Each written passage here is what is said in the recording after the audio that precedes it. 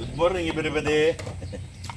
Itong ginagawa ko kapag minsan lang ako magpapachibog sa mga alaga. Usually, wala akong pinipiling araw. Dati linggo. Linggo lang ang pinipili kong araw na minsan lang ako magpapakain. Pero ngayon hindi na. Basta, kunwari, merong isang araw na meron akong gagawin, mabibisi or aalis kami, yun na lang ako magpapakain ng isang beses. Or malakas ng ulan. O kaya sobrang lakas ng ulan. O kaya anumang aberya. Yan. Basta sa isang linggo, meron akong isang beses lang magpapakain. Kasi para unang-una, para mapasting yung mga alaga. Para ma-empty muna sila. Ganyan. Na hindi mo naman sila pupurgahin. Ma-empty lang sila na parang natural no reason, no? At the same time, pag gano'n ang ginagawa ko, nakakapaglinis ako ng mga kainan katulad nito. Kapag minsan lang ako magpapakain kasi hindi nila gagamitin yan eh. O malin. Ito, marumi na yung tubig. Pero, binabad ko yung kagabi pa ng bleach. Yan. Tatanggalan ko muna ng dumi tapos sasabunan ko. Ayan. Ito yung ginagamit kong sabon. Antibac. Pero syempre, bumibili lang kami yung bumibili lang ako nung per litro na sabon. Refill. Sa mga sabon station. Napakamura, magkano eh? 17 lang ata sa litro o 16. Parang ganun. Tapos, ilalagay ko sa isang ganito. Tapos, lalagyan ko ng konting bleach. Siguro mga 1 tablespoon ng bleach. Ayan, para maging antibac siya. Hindi ko alam kung magiging antibac nga, pero sa aking sa pantaha antibac na yun. Ayan. Para hindi namumuo yung lumot. Kailangan binababad sa bleach. Pamatay ng lumot.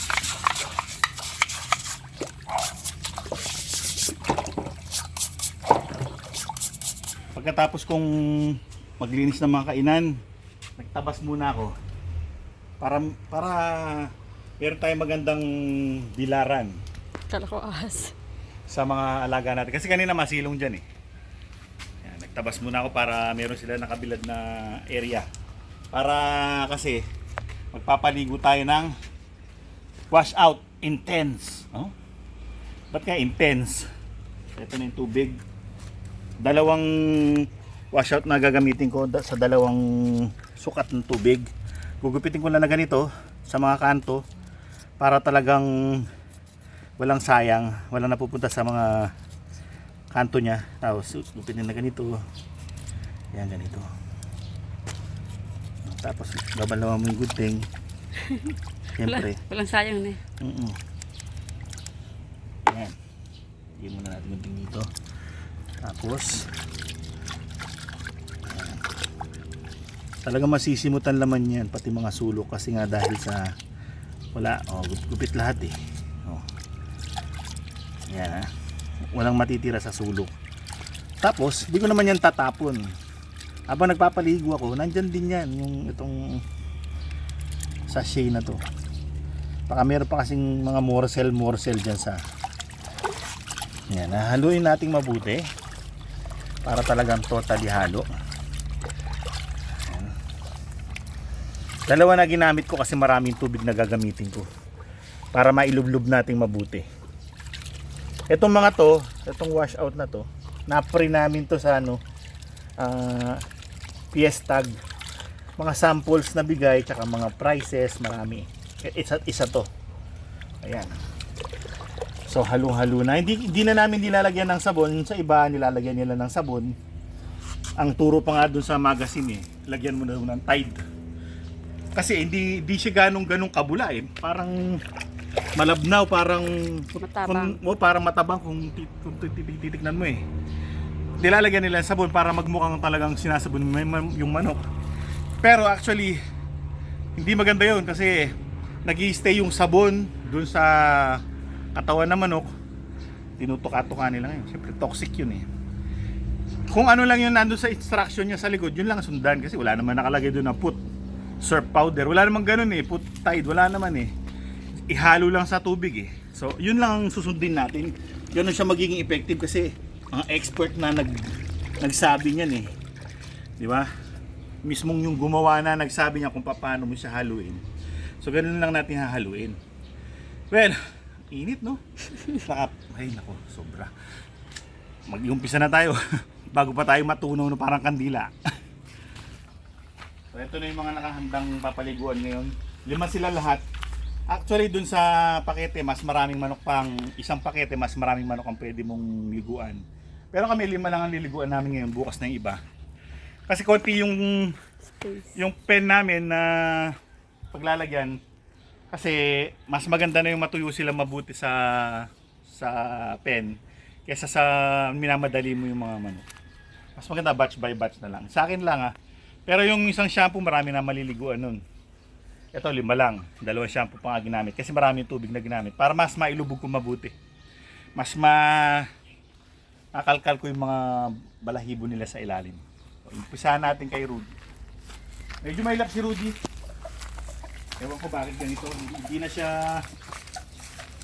na siya umamo.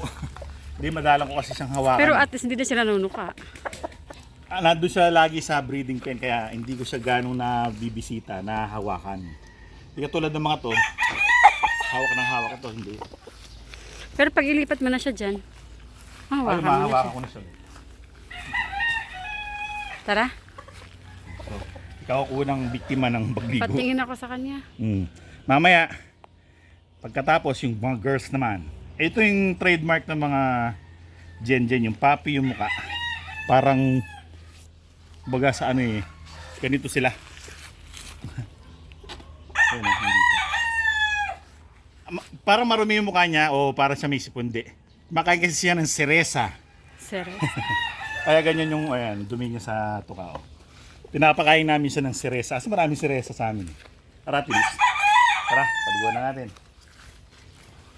Ayan, ito na yung pinili ko, malaking balde para kaya mo siyang ilubog talaga. Oo. Mainit ang panahon, sarap na sarap ka. Tsaka hindi siya ganong kung sa planggana, makakapagwala siya magpupumiglas. Dito magpupiglas man siya. Lubog siya. Control lang yung piglas niya. Kasi yung space masikip sa gilid. Contain na. Tapos malalim siya. Yan, maganda ginaganyan talaga yung buntot. Yan. Pati yung dito, yan Kaya kailangan bubukahin mo kasi hindi yan nababasa basta-basta Yan Ayan Tapos dito, bila.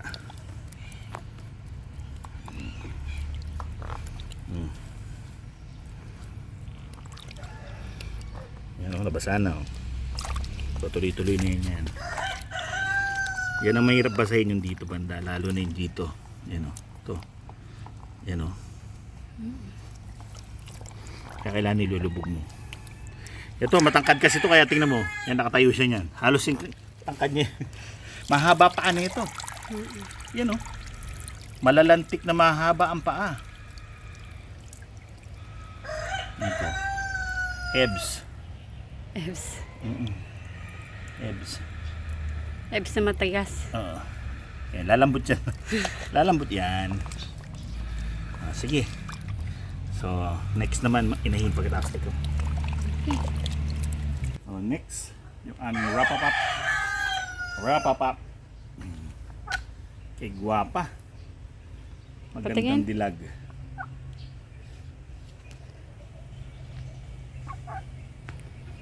Wow, maganda nga. Ito na. Yehey. Ay. Di maabot yung paa niya sa baba. Sa baba. Kasi hindi siya ganun katangkaran Tama-tama. Huwag ka na magpumiglas. Umabot pala yan. Nakatapak na siya. Kala niya siguro kayo na malalim. Pero nakatingkayad siya. Paano mo alam nakatingin kayo? Ayan, nasasalat ko yung paa niya. Kailangan dito. So tatapusin ko na muna lahat at papakita ko na lang sa inyo pag tapos na. Para hindi kayo mainip. Okay. Well, tapos na ang pagpapaligo. Ayan na. At ako'y pinagpawisan ng grabe. Grabe. Grabe, init. Kaya sila, gusto nila mainit kasi Bibilad sila eh. Papatuyo. Kainit naman talaga. Oo, mainit. Ayoko dito. Grabe, tapos biglang umuulan. Predictable ang weather ngayon. No? Yes. So, bukas naman yung another batch para lahat sila mapaliguan. Dapat kasi pag nagpaligo ka lahat kasi walang sense pag merong natirang maraming kuto. Ihahawa niya rin yung mga kakasama niya. So ayan, lahat ng first batch naligo na. Lahat ng mga nandun dun sa isang pwesto. Tapos yung pinagliguan, wag itatapon, pwedeng ilagay sa mga ilalim ng mga bahay ng mga alagang manok para yung mga langgam dyan, hindi dyan magstay, kumakain ng feeds. Tsaka yung mga, kung may mga insekto din, pwedeng isaboy sa pinaka holding stall nila. Well, yun lang ang aming araw ngayon. Nakapaglinis, nakapagpaligo kami ng mga alaga. Good. Hanggang sa susunod na episode. Maraming salamat sa inyong panonood. Okay. Paalam.